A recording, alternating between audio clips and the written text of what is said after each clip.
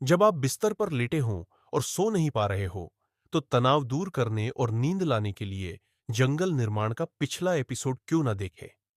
यह देर रात की अनिद्रा का चरम है। यह आपको मीठे सपनों में भेजने की गारंटी देता है। जल्दी से अपने दाहिने पैर को अपने बाएं पैर के ऊपर रखें। अपना फोन ले, जो लगभग 60% चार्ज है, और इस आरामदायक अनुभव का एक साथ आनंद ले। उस आदमी का नाम एवेन है, क्योंकि वह अपनी पत्नी के दुख को नहीं समझ पाया। उसे निर्दयतापूर्वक उसके गृहनगर से खदेड़ दिया गया। 2 किलोमीटर पैदल चलने के बाद वह अपने सामने पहाड़ी की ओर आकर्षित हुआ। इसकी कठोर मिट्टी आश्रय बनाने के लिए एकदम सही थी।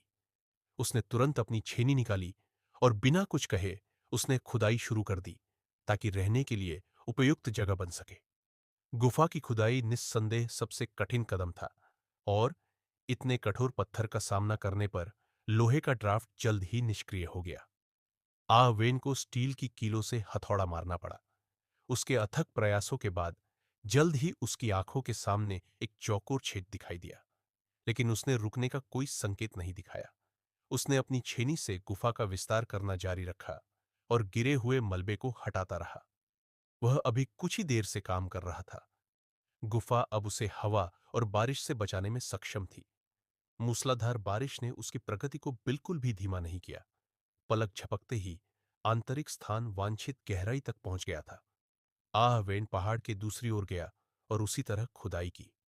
गुफा के बैकअप प्रवेश द्वार के रूप में उसने जल्द ही एक मेहराबदार मार्ग खोल दिया। आकार को देखते हुए यह एक व्यक्ति के लिए आसानी से गुजरने के लिए पर्याप्त था। गुफा की दीवारों से गिरने वाले पत्थरों के खतरे को ध्यान में रखते हुए वह लताओं को इकट्ठा करने के लिए पास के क्षेत्र में गया। उसने इन लताओं का उपयोग एक परिवहन उपकरण बुनने के लिए करने की योजना बनाई।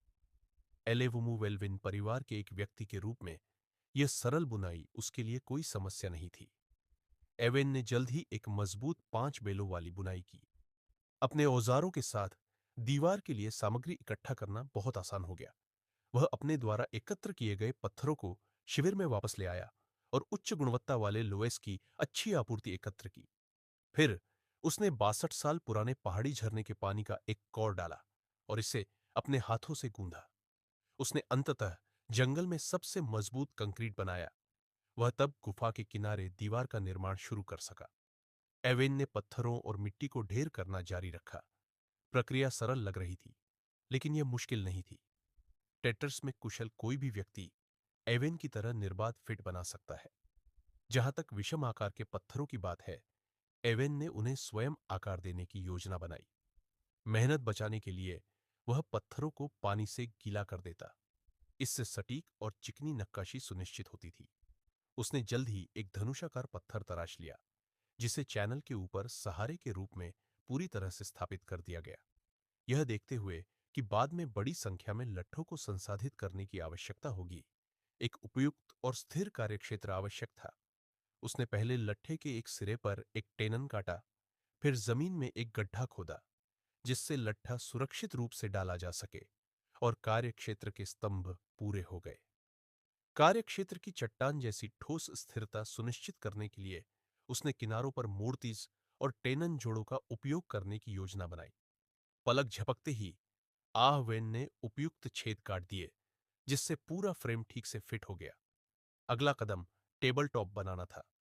उसने पहले आरी का इस्तेमाल करके आगे का स्टॉप बनाया, फिर कुल्हाड़ी का इस्तेमाल करके उसे सीधा किया और फ्रेम के ऊपर एक खांचा बनाया। एवेन सीधे एक मोटा लट्ठा लाया और दोनों सिरों पर खांचे काट दिए, वर्कबेंच के टेबल टॉप के रूप में। उसने पहले लट्ठे को काटने के लिए आरी का इस्तेमाल किया, फिर कुल्हाड़ी का इस्तेमाल करके टेबल टॉप को चिकना किया, और फिर उसे लकड़ी के खूंटे से मजबूती से जकड़ दिया। पैनलों की जोड़ जोड़ पूरी की, और अंत में फावड़े का इस्तेमाल करके टेबल टॉप को तब तक पॉलिश किया जब तक वह चिकना ना हो जाए, और पलक झपकते ही उसकी आंखों के सामने एक मजबूत वर्कबेंच प्रकट हो गया। काम खत्म करने के बाद एवेन ने तुरंत लट्ठों को संसाधित करना शुरू कर दिया।